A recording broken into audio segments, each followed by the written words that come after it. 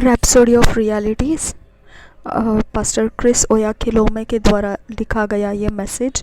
आज का दिन 4 अक्टूबर 2020 और आज संडे है, रविवार। और आज के टॉपिक में जो वचन दिया गया है वो दूसरे कोरिन्थियों के 5 अध्याय के 18 वचन से ये टॉपिक लिया गया, ये विषय लिया गया है।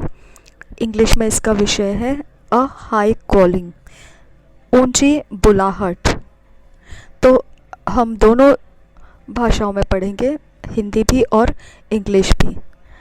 And all things are of God who hath given to us the ministry of reconciliation.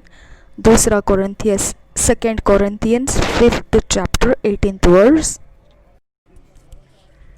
दूसरा कोरिन्थियों 5 अध्याय का 18 वचन ऐसा कहता है, ये सब बातें परमेश्वर की ओर से है, जिसने मसीह के द्वारा अपने साथ हमारा मेल मिलाप कर लिया और मेल मिलाप की सेवा हमें सौंप दी है। 2 Peter 3rd chapter 9th verse tells us that God is not willing that any should perish, but that all should come to repentance। दूसरा पत्रस 3 अध्याय 9 हमें बताता है, परमेश्वर चाहता नहीं है कि किसी का नाश हो, परंतु यह चाहता है कि सब पश्चाताप में, प्रायश्चित में उतर कर आए। दूसरा पत्रस 3 अध्याय और उसका 9 वचन हम पढ़ेंगे हिंदी में।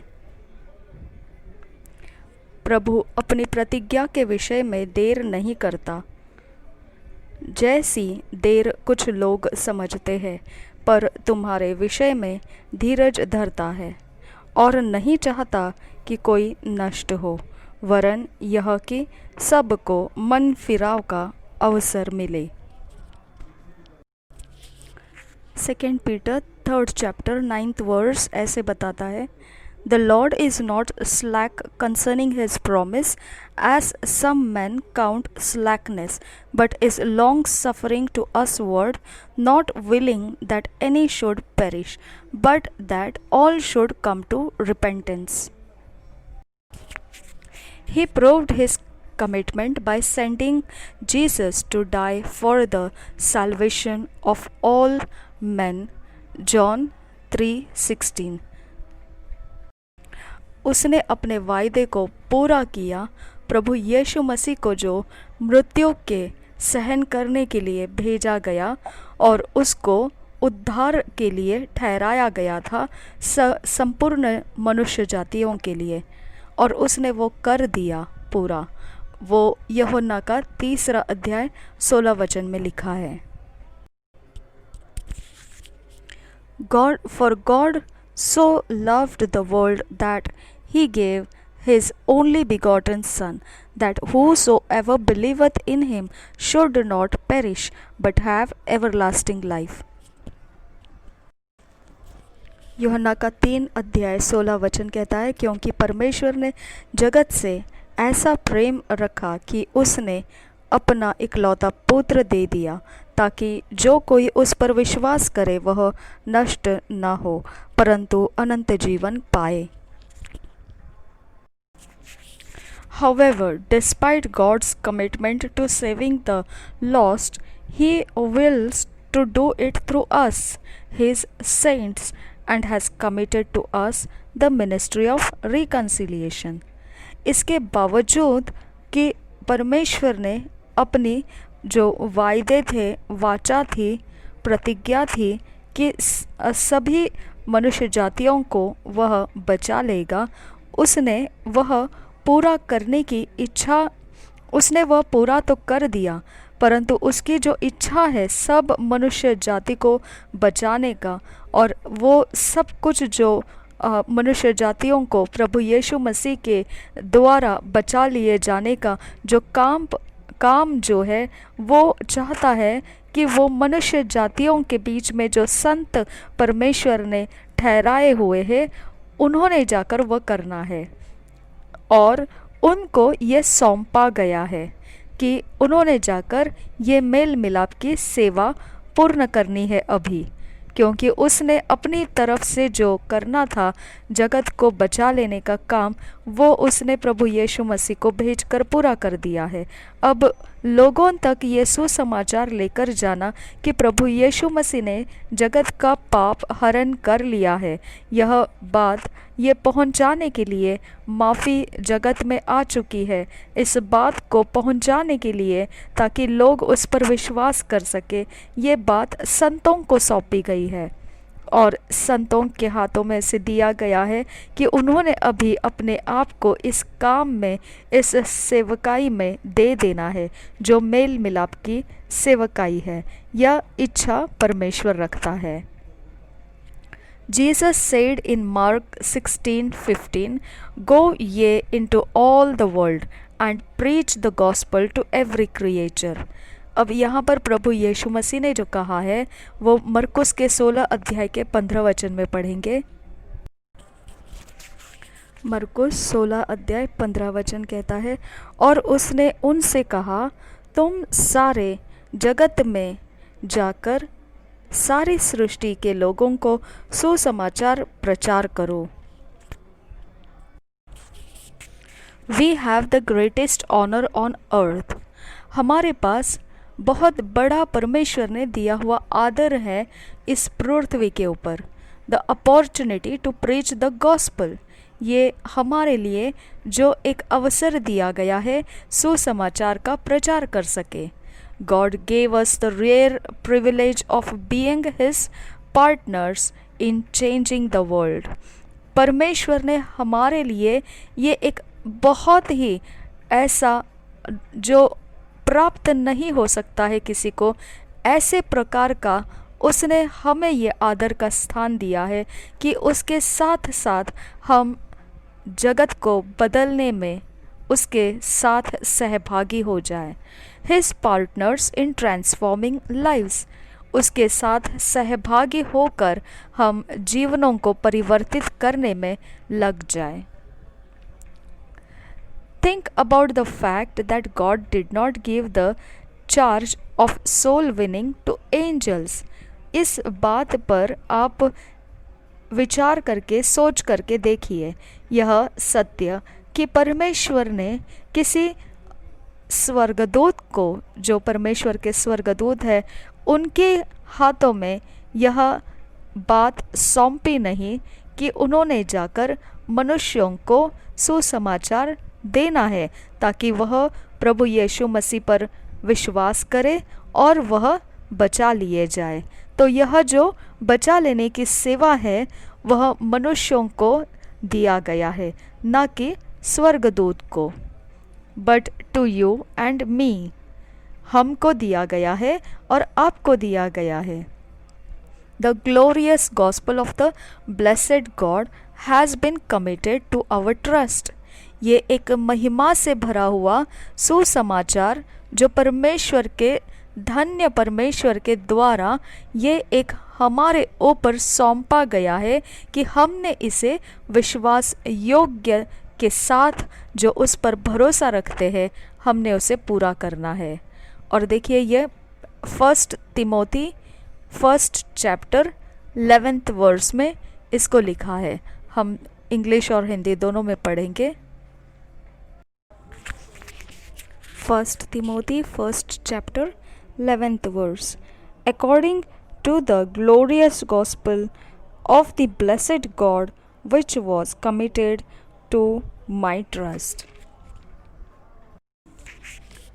पहला तिमोथियुस पहला अध्याय और उसका 11 वचन यह कहता है, यही परम धन्य परमेश्वर की महिमा के उस सुसमाचार के अनुसार है जो मुझे सौंपा गया है। बी फेथफुल इन इट, विश्वास योग्य रहिए उसमें। Be on the go with the gospel, जब भी आप जी रहे हो तो फिर आपने सुसमाचार को लिए हुए चलना है। Don't stop until the knowledge of the glory of God covers the earth as the waters cover the sea। आपने रुकना नहीं है उस समय तक आपको सुसमाचार फैलाते हुए चलना है जब तक पूरी पृथ्वी पानी जैसा ढाँप देता है, जो समंदर का पानी है वो जैसा पृथ्वी को ढाँप देता है, उस तरह से परमेश्वर का ज्ञान जो है, महिमा है उसकी, वो ज्ञान लोगों में फैला हुआ प्राप्त हो। तभी तक आपको वो सुसमाचार फैलाने में चलते रहना है। What a marvellous blessing, privilege and honour! कितना ही अद्भुत, ऐसा आशीषित और बहुत ही हमें परमेश्वर ने आदर किया हुआ और हमें खास तौर पर हमारे ऊपर सौंपा गया विश्वास योग्य जानते हुए इस प्रकार की ये सेवा है। That the Lord would do all he did and send us to herald the news around the world. अब ये कितना ही एक प्रकार का आशीषित और बहुत बड़े आदर के स्थान में कि प्रभु यीशु मसीह जो है वो would do all he did, सब कुछ कर चुका है जो कुछ उसने करना था, and send us to herald the news, और हमको केवल उसने किए हुए कामों को बताने के लिए, सुसमाचार फैलाने के लिए भेजा है अराउंड द वर्ल्ड, और सारे जगत के अंदर सब जगह हमें जाना है। Then to ensure you succeed at it, और फिर आपको वह एक सफलता की भी हामी देता है। He gave you the Holy Spirit to be with you, और इसके लिए उसने अपना पवित्र आत्मा दिया हमारे अंदर, एंड इन यू, और हमारे साथ और हमारे अंदर। The Holy Spirit makes you an able, competent and effective minister in the gospel. दूसरा कोरिन्थियों के 3 अध्याय के 6 वचन में ऐसा लिखा है। 2 कोरिन्थियंस 3rd चैप्टर 6th वर्स ऐसा लिखा है। हिंदी में ये ऐसा लिखा है, जिसने हमें नई वाचा के सेवक होने के योग्य भी किया, शब्द के सेवक नहीं वरन आत्मा के, क्योंकि शब्द मारता है पर आत्मा जिलाता है। 2 कोरिन्थियंस 3rd चैप्टर 6th वर्स ये बताता है, who also hath made us able ministers of the New Testament, not of the letter, but of the Spirit. For the letter killeth, but the Spirit giveth life. 2 Corinthians 3rd chapter 6th verse, who also hath made us able ministers of the New Testament, not of the letter, but of the Spirit. For the letter killeth, but the Spirit giveth life. He gives you the ability to be a bold witness of the resurrected Christ and to fulfill your calling. वो आपको काबिलियत देता है कि आप पूरे हियाव के साथ उसके पुनरुत्थान का, मसीह के पुनरुत्थान का गवाही बने, and to fulfil your calling, और परमेश्वर ने जो बुलाहट रखी है आपके ऊपर उसे वो पूरा करे, उसे आप पूरा करें। कन्फेशन, आज की कबूली।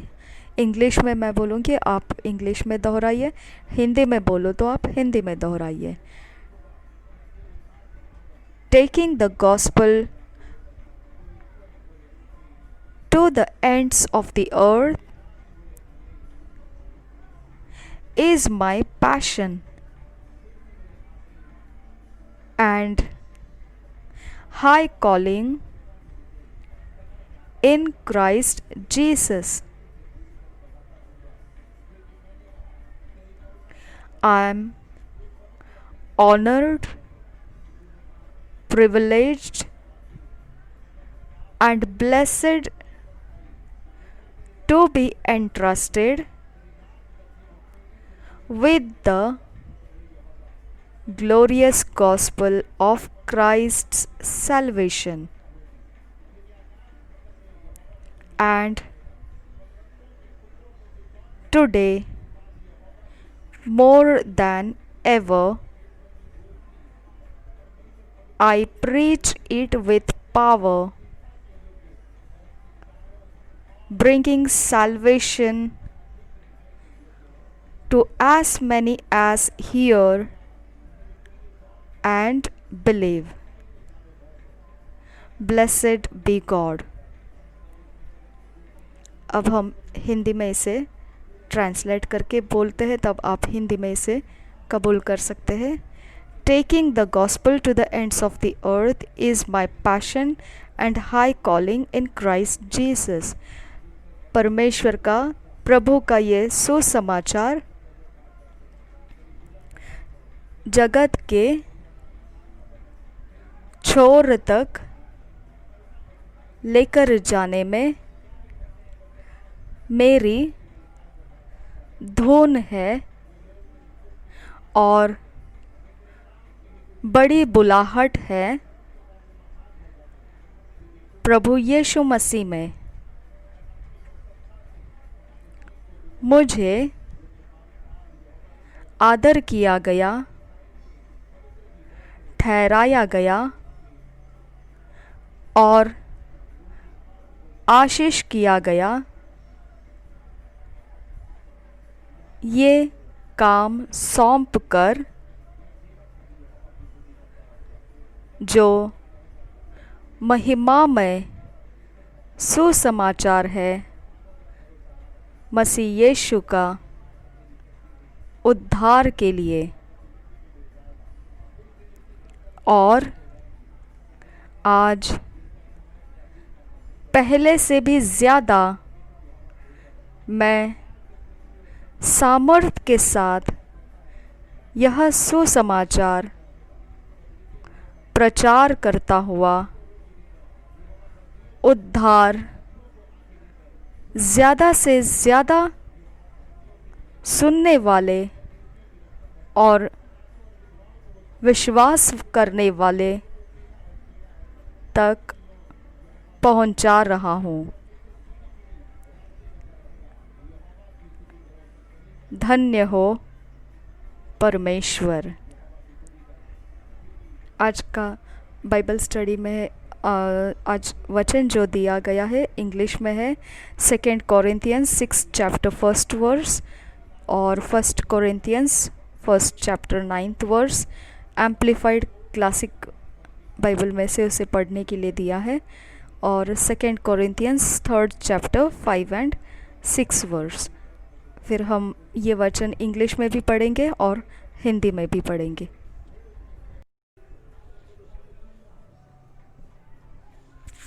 दूसरा कोरिन्थियो 2nd chapter 6th verse। 2 Corinthians 6th chapter 1st verse। We then, as workers together with him, beseech you also that ye receive not the grace of God in vain।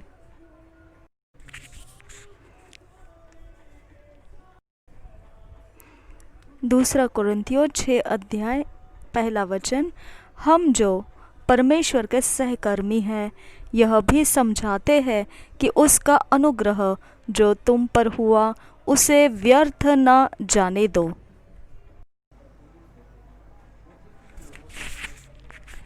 First Corinthians 1st chapter 9th verse AMPC amplified classic Bible में ऐसा लिखा है, God is faithful, reliable, trustworthy, and therefore ever true to his promise, and he can be depended on.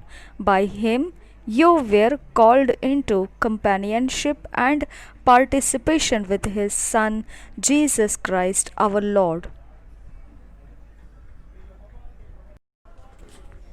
Hindi में यह वचन ऐसा लिखा है, पहला कुरिन्थियों पहला अध्याय उसका 9 वचन ऐसा कहता है, परमेश्वर सच्चा है जिसने तुमको अपने पुत्र हमारे प्रभु यीशु मसीह की संगति में बुलाया है। 2 Corinthians 3rd chapter 5 and 6 verse. ये किंग जेम्स वर्शन में से मैं पढ़ रही हूँ.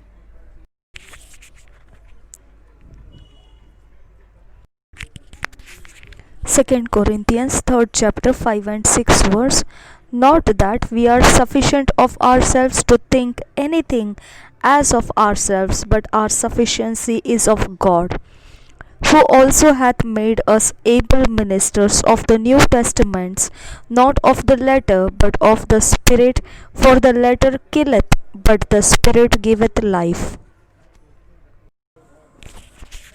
2 कोरिन्थियों 3 अध्याय 5 और 6 वचन. यह नहीं कि हम अपने आप से इस योग्य है कि अपनी ओर से किसी बात का विचार कर सके, पर हमारी योग्यता परमेश्वर की ओर से है, जिसने हमें नई वाचा के सेवक होने के योग्य भी किया, शब्द के सेवक नहीं वरन आत्मा के, क्योंकि शब्द मारता है या पर आत्मा जिलाता है. आज का एक साल के बाइबल रीडिंग प्लान में फिलिपियंस 2nd चैप्टर 19 से लेकर 3rd चैप्टर 1 to 11 और Isaiah 38th chapter and 39th chapter. फिलिपियों की पत्री 2 अध्याय 19 से लेकर 3 अध्याय में 1 से लेकर 11 वचन तक, और यशायाह की भविष्यवाणी उसका 38 और 39 38 और 39. ये हम इंग्लिश में भी पढ़ेंगे किंग जेम्स वर्शन में से और हिंदी में BSI बाइबल में से. Philippians 2nd chapter 19th verse से शुरू करते हैं. But I trust in the Lord Jesus to send Timotheus shortly unto you, that I also may be of good comfort when I know your state. For I have no man like-minded who will naturally care for your state. For all seek their own, not the things which are Jesus Christ's. But ye know the proof of him, that as a son with the Father, he hath served with me in the gospel. Him therefore I hope to send presently, so soon as I shall see how it will go with me. But I trust in the Lord that I also myself shall come shortly. Yet I supposed it necessary to send to you Epaphroditus, my brother and companion in labor and fellowshipper and fellow soldier, but your messenger, and he that ministered to my wants. 26th verse. For he longed after you all, and was full of heaviness, because that ye had heard that he had been sick. For indeed he was sick, nigh unto death, but God had mercy on him, and not on him only, but on me also, lest I should have sorrow upon sorrow. I sent him therefore the more carefully, that when ye see him again ye may rejoice, and that I may be the less sorrowful. Receive him therefore in the Lord with all gladness, and hold such in reputation, because for the work of Christ he was nigh unto death, not regarding his life, to supply your lack of service toward me. 3rd chapter 1st verse से लेकर 11th verse तक continue करना है. Finally, my brethren, rejoice in the Lord. To write the same things to you, to me indeed is not grievous, but for you it is safe. Beware of dogs, beware of evil workers, beware of concision. For we are the circumcision which worship God in the Spirit and rejoice in Christ Jesus, and have no confidence in the flesh, though I might also have confidence in the flesh.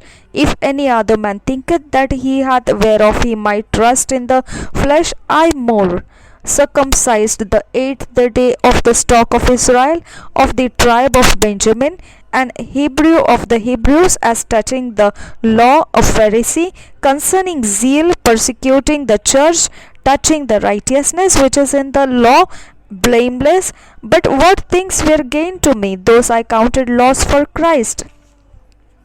Yea, doubtless, and I count all things but loss for the excellency of the knowledge of Christ Jesus my Lord, for whom I have suffered the loss of all things, and do count them but dung, that I may win Christ, and be found in him, not having my own righteousness which is of the law, but that which is through the faith of Christ, the righteousness which is of God by faith, that I may know him and the power of his resurrection, and the fellowship of his sufferings, being made conformable unto his death, if by any means I might attain unto the resurrection of the dead. फिलिपियों की पत्री दूसरा अध्याय 19 वचन से आगे पढ़ेंगे। तिमोथियोस और इपफ्रुदीतुस, मुझे प्रभु यीशु में आशा है कि मैं तिमोथियोस को तुम्हारे पास तुरंत भेजूंगा, ताकि तुम्हारी दशा सुनकर मुझे शांति मिले, क्योंकि मेरे पास ऐसे स्वभाव का कोई नहीं जो शुद्ध मन से तुम्हारी चिंता करे, क्योंकि सब अपने स्वार्थ की खोज में रहते हैं, न कि यीशु मसीह के। पर उसको तो तुमने परखा और जान भी लिया है कि जैसा पुत्र पिता के साथ करता है, वैसा ही उसने सुसमाचार के फैलाने में मेरे साथ परिश्रम किया। इसलिए मुझे आशा है कि जो ही मुझे जान पड़ेगा कि मेरी क्या दशा होगी, त्यों ही मैं उसे तुरंत भेज दूंगा, और मुझे प्रभु में भरोसा है कि मैं आप भी शीघ्र आऊँगा। पर मैंने इपफ्रुदीतुस को, जो मेरा भाई और सहकर्मी और संगी योद्धा और तुम्हारा दूत और आवश्यक बातों में मेरी सेवा टहल करने वाला है, तुम्हारे पास भेजना आवश्यक समझा, क्योंकि उसका मन तुम सब में लगा हुआ था। इस कारण वह व्याकुल रहता था, क्योंकि तुमने उसकी बीमारी का हाल सुना था। निश्चय ही वह बीमार तो हो गया था, यहाँ तक कि मरने पर था, परंतु परमेश्वर ने उस पर दया की, और केवल उसी ही पर नहीं पर मुझ पर भी की। मुझे शोक पर शोक न हुआ। इसलिए मैंने उसे भेजने का और भी यत्न किया कि तुम उससे फिर भेंट करके आनंदित हो जाओ और मेरा भी शोक घट जाए। इसलिए तुम प्रभु में उससे बहुत आनंद के साथ भेंट करना और ऐसों का आदर किया करना, क्योंकि वह मसीह के काम के लिए अपने प्राणों पर जोखिम उठाकर मृत्यु के निकट आ गया था, ताकि जो घटी तुम्हारी ओर से मेरी सेवा में हुई उसे पूरी करे। तीसरे अध्याय में इसको आगे लेकर जाते हैं 11 वचन तक। सच्ची धार्मिकता, तीसरा अध्याय पहले वचन से। इसीलिए हे मेरे भाइयों, प्रभु में आनंदित रहो। वे ही बातें तुमको बार बार लिखने में मुझे तो कोई कष्ट नहीं होता, और इसमें तुम्हारी कुशलता है। कुत्तों से चौकस रहो, उन बुरे काम करने वालों से चौकस रहो, उन काट कूट करने वालों से चौकस रहो, क्योंकि खतना वाले तो हम ही हैं, जो परमेश्वर के आत्मा की अगुवाई से उपासना करते हैं और मसीह यीशु पर घमंड करते हैं और शरीर पर भरोसा नहीं रखते। पर मैं तो शरीर पर भी भरोसा रख सकता हूँ। यदि किसी और को शरीर पर भरोसा रखने का विचार हो तो मैं उससे भी बढ़कर रख सकता हूँ। 8वें दिन मेरा खतना हुआ। इस्राएल के वंश और बन्यामिन के गोत्र का हूँ। इब्रानियों का इब्रानी हूँ, व्यवस्था के विषय में यदि कहो तो फरीसी हूँ, उत्साह के विषय में यदि कहो तो कलीसिया का सताने वाला, और व्यवस्था की धार्मिकता के विषय में यदि कहो तो निर्दोष था। परंतु जो जो बातें मेरे लाभ की थी उन्हीं को मैंने मसीह के कारण हानि समझ लिया है, वरन मैं अपने प्रभु मसीह यीशु की पहचान की उत्तमता के कारण सब बातों को हानि समझता हूँ, जिसके कारण मैंने सब वस्तुओं की हानि उठाई और उन्हें कूड़ा समझता हूँ, जिससे मैं मसीह को प्राप्त करूं और उसमें पाया जाऊं, न कि अपनी उस धार्मिकता के साथ जो व्यवस्था से है, वरन उस धार्मिकता के साथ जो मसीह पर विश्वास करने के कारण है और परमेश्वर की ओर से विश्वास करने पर मिलती है, ताकि मैं उसको और उसके मृत्युंजय के सामर्थ्य को और उसके साथ दुखों में सहभागी होने के मर्म को जानूं और उसकी मृत्यु की समानता को प्राप्त करूं, कि मैं किसी भी रीति से मरे हुओं में से जी उठने के पद तक पहुंचूं। Yes, Isaiah 38th chapter. In those days was Hezekiah sick unto death, and Isaiah the prophet the son of Amoz came unto him, and said unto him, Thus saith the Lord, Set thine house in order, for thou shalt die and not live. Then Hezekiah turned his face toward the wall, and prayed unto the Lord, and said, Remember now, O Lord, I beseech thee, how I have walked before thee in truth and with a perfect heart, and have done that which is good in thy sight. And Hezekiah wept sore. Then came the word of the Lord to Isaiah, saying, Go and say to Hezekiah, Thus saith the Lord, the God of David thy father, I have heard thy prayer, I have seen thy tears. Behold, I will add unto thy days 15 years.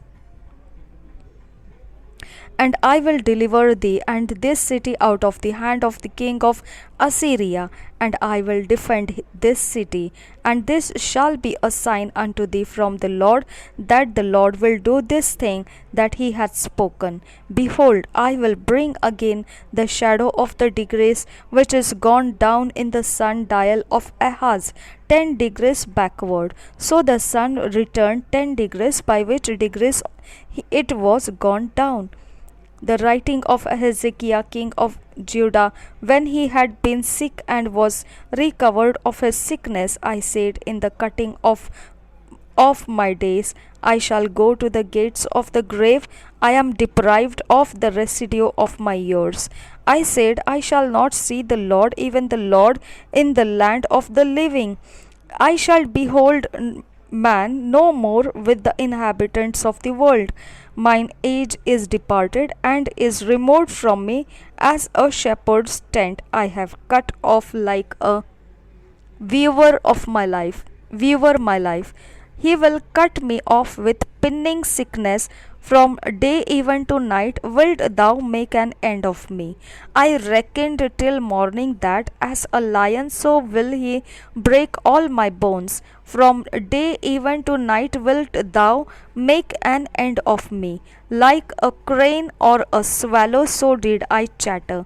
I did mourn as a dove. Mine eyes fail with looking upward. O Lord, I am oppressed, undertake for me. What shall I say? He hath both spoken unto me, and himself hath done it. I shall go softly all my years in the bitterness of my soul. O Lord, by these things men live, and in all these things is the life of my spirit. So wilt thou recover me and make me to live.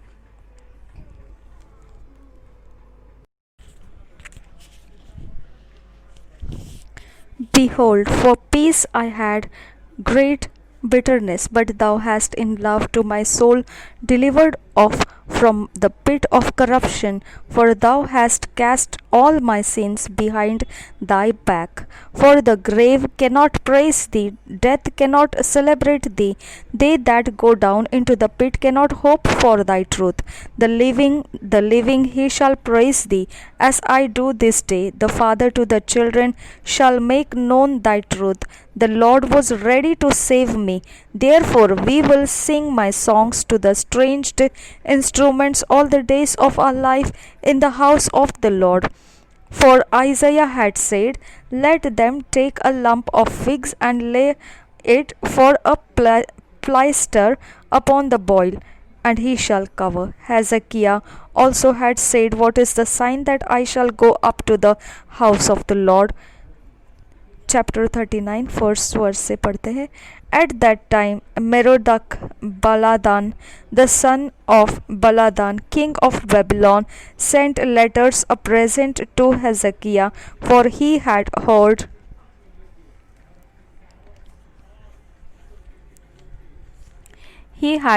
that he had been sick and was recovered, and Hezekiah was glad of them, and shewed them the house of his precious things, the silver and the gold and spices, and the precious ointment, and all the house of his armor, and all that was found in his treasures. There was nothing in his house, nor in all his dominion, that Hezekiah shewed them not. Then came Isaiah the prophet unto King Hezekiah, and said unto him, what said this man, and from whence came they unto thee? And Hezekiah said, they are come from a far country unto me, even from Babylon. Then said he, what have they seen in thine house? And Hezekiah answered, all that is in mine house have they seen. There is nothing among my treasures that I have not shewed them. Then said Isaiah to Hezekiah, hear the word of the Lord of hosts. Behold, the days come, that all that is in thine house, and that which thy fathers have laid up in store until this day, shall be carried to Babylon.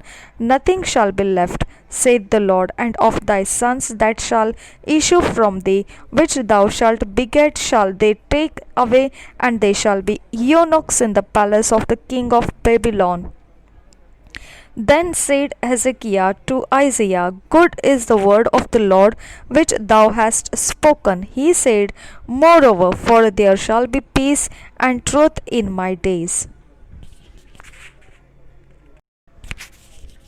यशायाह की भविष्यवाणी 38 अध्याय राजा हिजकिय्याह की बीमारी और चंगाई. उन दिनों में हिजकिय्याह ऐसा रोगी हुआ कि वह मरने पर था. तब आमोस के पुत्र यशायाह नबी ने उसके पास आकर कहा, यहोवा यूँ कहता है, अपने घराने के विषय जो आज्ञा देनी हो वह दे, क्योंकि तू न बचेगा, मर ही जाएगा. तब हिजकिय्याह ने दीवार की ओर मुंह फेरकर यहोवा से प्रार्थना करके कहा, हे यहोवा, मैं विनती करता हूँ, स्मरण कर कि मैं सच्चाई और खरे मन से अपने को तेरे सम्मुख जानकर चलता आया हूँ, और जो तेरी दृष्टि में उचित था वही करता आया हूँ. और हिजकिय्याह बिलख बिलख कर रोने लगा.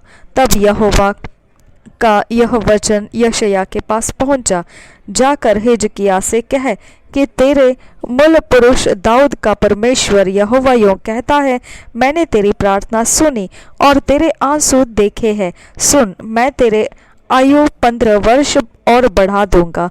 अश्शूर के राजा के हाथ से मैं तेरी और इस नगर की रक्षा करके बचाऊंगा. यहोवा अपने इस कहे हुए वचन को पूरा करेगा. और यहोवा की ओर से इस बात का तेरे लिए यह चिन्ह होगा कि धूप की छाया जो आहाज की धूप घड़ी में ढल गई है, मैं 10 अंश पीछे की ओर लौटा दूंगा.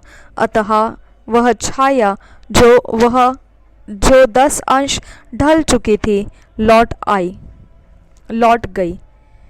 यहूदा के राजा हिजकिय्याह का लेख जो उसने लिखा जब वह रोगी होकर चंगा हो गया था, वह यह है, मैंने कहा, अपनी आयु के बीच ही मैं अधोलोक के फाटकों में प्रवेश करूंगा, क्योंकि मेरी शेष आयु हर ली गई है.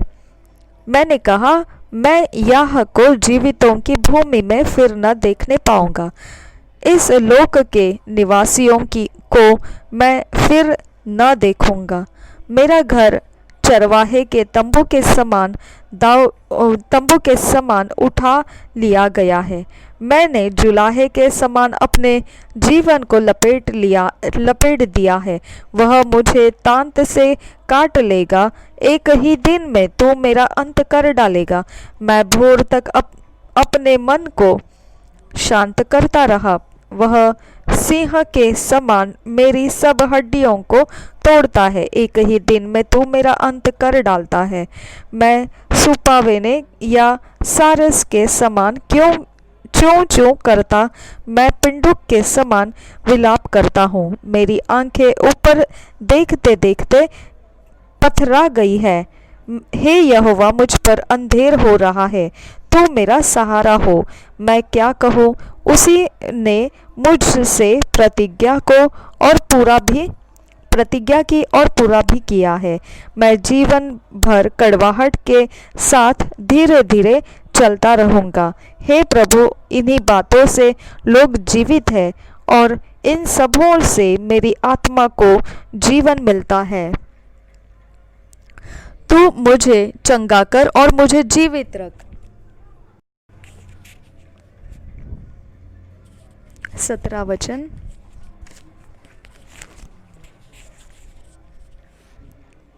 देख, शांति ही के लिए मुझे बड़ी कड़वाहट मिली, परंतु तूने स्नेह करके मुझे विनाश के गड्ढे से निकाला है, क्योंकि मेरे सब पापों को तूने अपनी पीठ के पीछे फेंक दिया है। क्योंकि अधोलोक तेरा धन्यवाद नहीं कर सकता, न मृत्यु तेरी स्तुति कर सकती है। जो कब्र में पड़े वे तेरी सच्चाई की आशा नहीं रख सकते। जीवित ही तेरा धन्यवाद करता है, जैसा मैं आज कर रहा हूँ। पिता तेरी सच्चाई का समाचार पुत्रों को देता है। यहोवा मेरा उद्धार करेगा, इसलिए हम जीवन भर यहोवा के भवन में तार वाले बाजों पर अपने रचे हुए गीत गाते रहेंगे। यशायाह ने कहा था,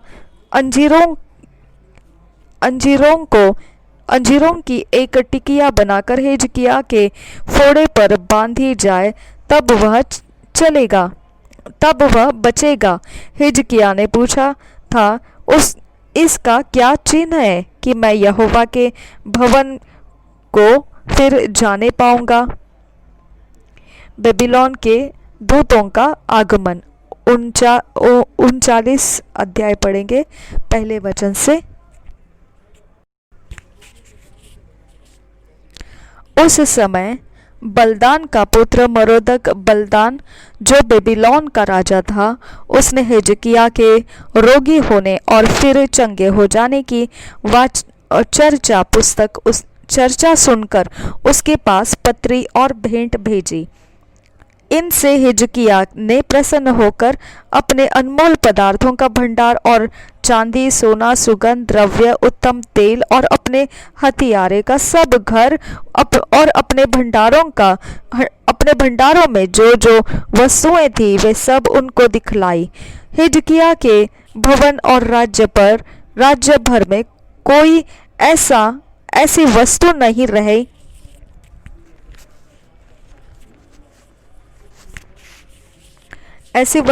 रह गई जो उसने उन्हें न दिखाई हो। तब यशायाह नबी ने हिजकिय्याह राजा के पास आकर पूछा, वे मनुष्य क्या कह गए और वे कहाँ से तेरे पास आए? हिजकिय्याह ने कहा, वे तो दूर देश से अर्थात बेबीलोन से मेरे पास आए थे। फिर उसने पूछा, तेरे भवन में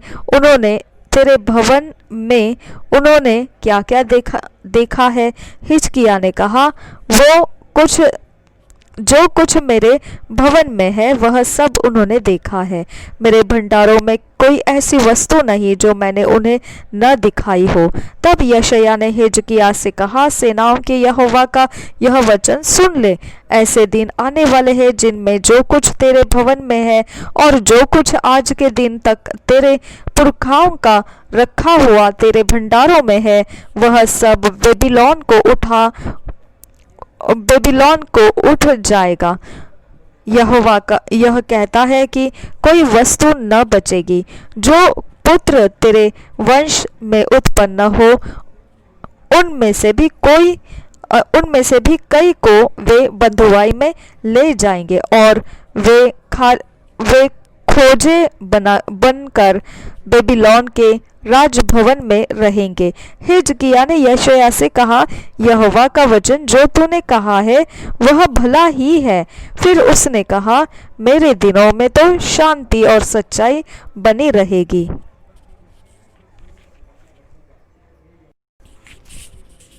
दो साल का जो बाइबल रीडिंग प्लान है उसके अंदर Philemon first chapter 1 to 9 verse and Jeremiah 52 chapter. 2 साल का बाइबल रीडिंग के प्लान में हिंदी में फिलेमोन की पत्री 1 अध्याय 1 से 9 वचन और यिर्मयाह की भविष्यवाणी उसका 52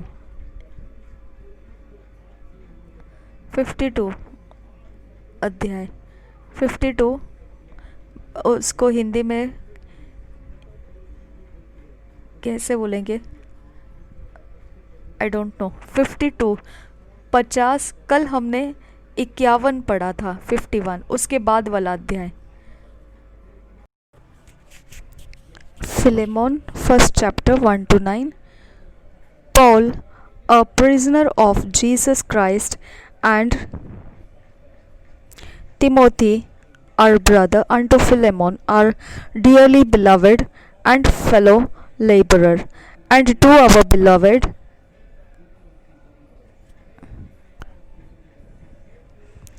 Apphia and Archippus, our fellow soldier, and to the church in thy house. Grace to you and peace from God our Father and the Lord Jesus Christ.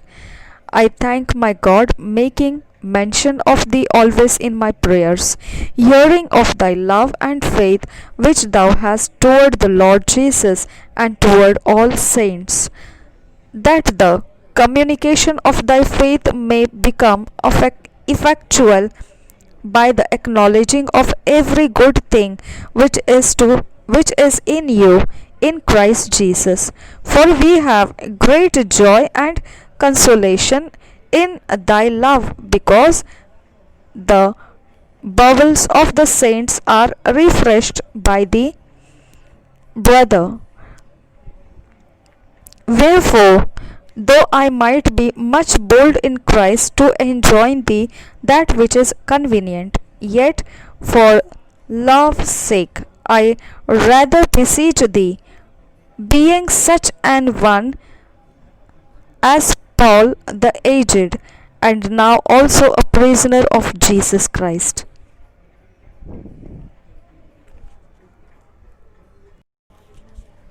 Philomon की पत्री पहला अध्याय 1 से 9 वचन। अभिवादन।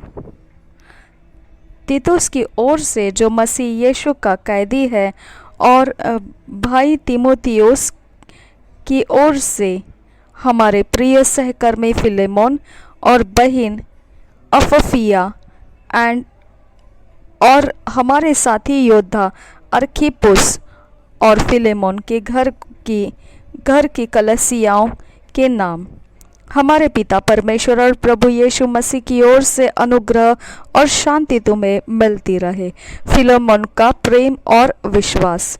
मैं सदा परमेश्वर का धन्यवाद करता हूँ और अपनी प्रार्थनाओं में भी तुझे स्मरण करता हूँ, क्योंकि मैं तेरे उस प्रेम और विश्वास की चर्चा सुनता हूँ जो सब पवित्र लोगों के साथ और प्रभु यीशु पर है। मैं प्रार्थना करता हूँ कि विश्वास में तेरा सहभागी होना तुम्हारी सारी भलाई की पहचान में मसीह के लिए प्रभावशाली हो, क्योंकि हे भाई, मुझे तेरे प्रेम से बहुत आनंद और शांति मिली है, इसलिए कि तेरे द्वारा पवित्र लोगों के मन हरे भरे हो गए हैं। उनेसिमुस के लिए निवेदन। इसलिए यद्यपि मुझे मसीह में बड़ा साहस है कि जो बात ठीक है उसकी आज्ञा तुझे दूं, तो भी मुझ बूढ़े पौलुस को, जो अब मसीह यीशु के लिए कैदी है, यह और भी भला जान पड़ा कि प्रेम से विनती करो। Jeremiah 52 chapter.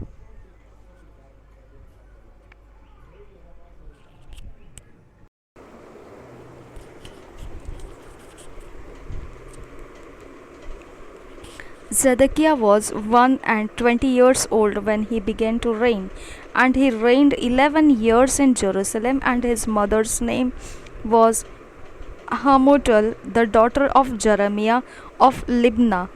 And he did that which was evil in the eyes of the Lord, according to all that Jehoiakim had done. For through the anger of the Lord it came to pass in Jerusalem and Judah, till he had cast them out from his presence, that Zedekiah rebelled against the king of Babylon.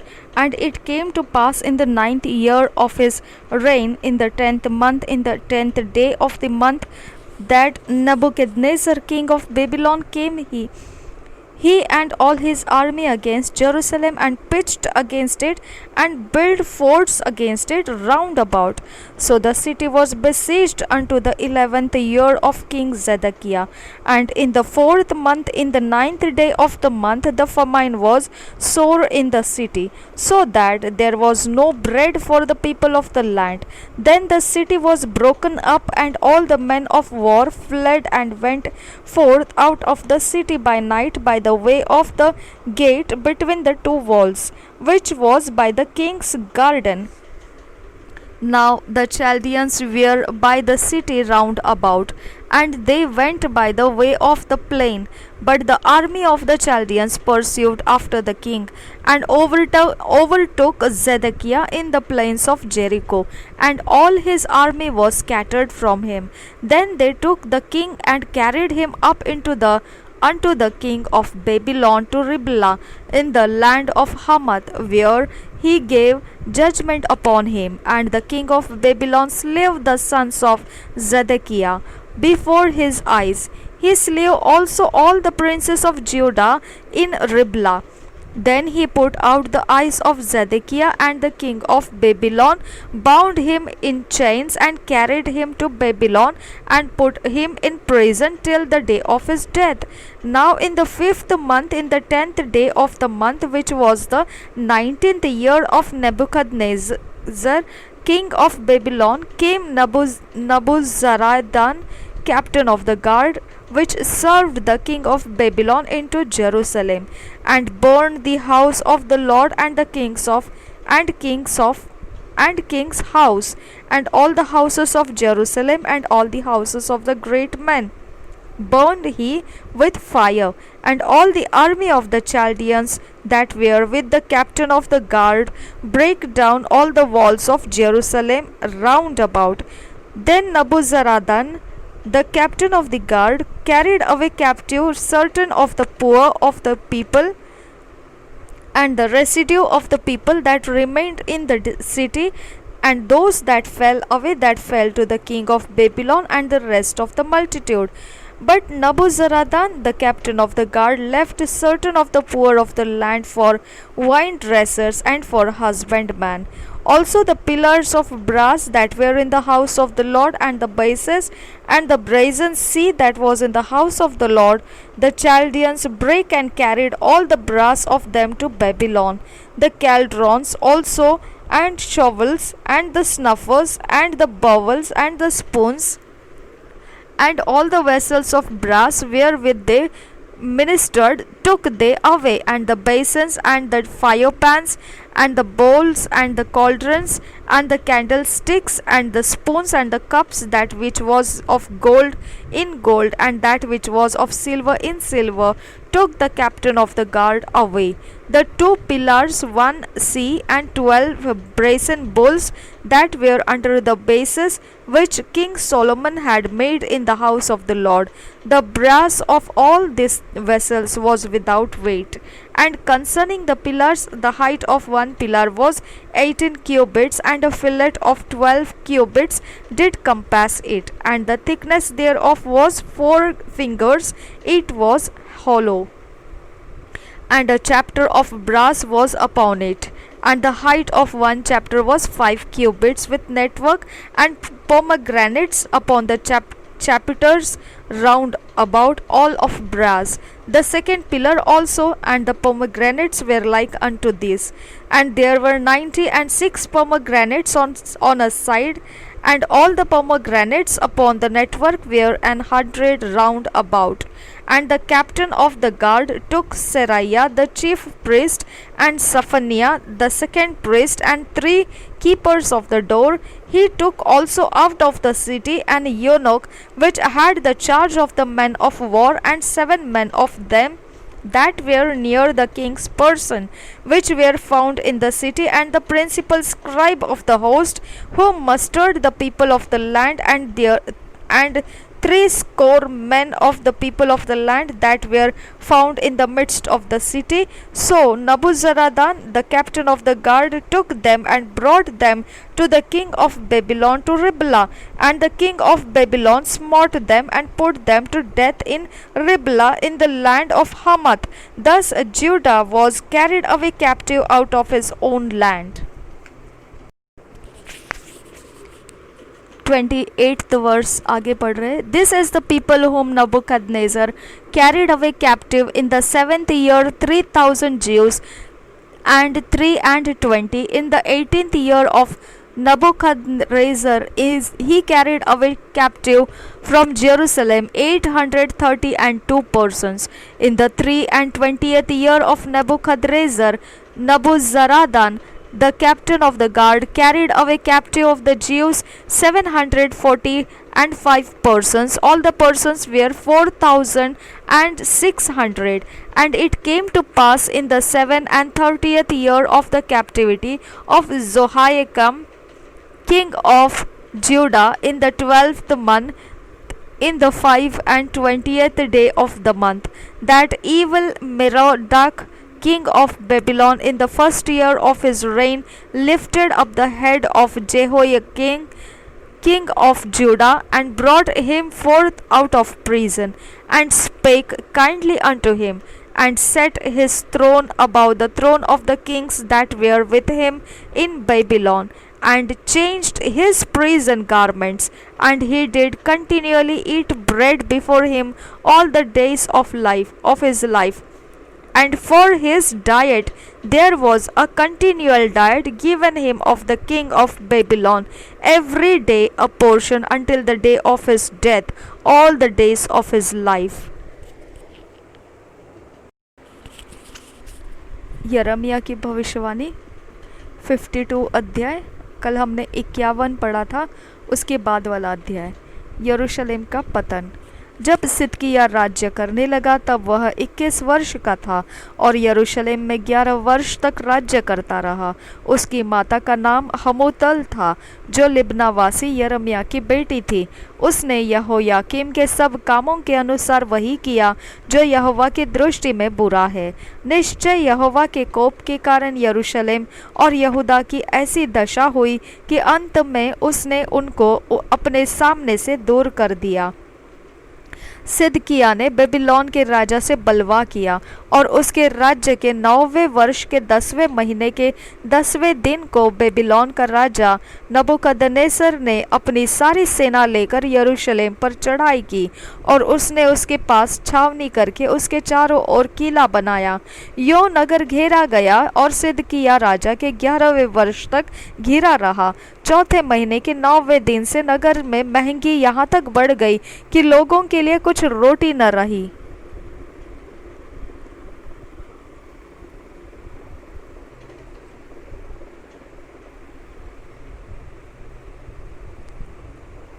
तब नगर के शहरपनाह में दरार की गई और दोनों दीवारों के बीच जो फाटक राजा की बारी के निकट था उसमें से योद्धा भागकर रात ही रात नगर से निकल गए और अराबा का मार्ग लिया. उस समय कसदी लोग नगर को घेरे हुए थे, परंतु उनकी सेना ने राजा का पीछा किया और उसको यरीहो के पास के अराबा में जा पकड़ा। तब उसकी सारी सेना उसके पास से तितर पितर हो गई।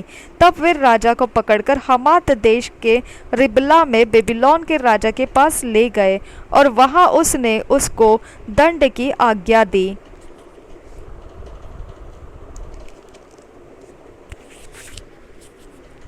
10 वचन आगे पढ़ रहे हैं। बेबीलोन के राजा ने सिदकिय्याह के पुत्रों को उसके सामने घात किया और यहूदा के सारे हकीमों को भी रिबला में घात किया।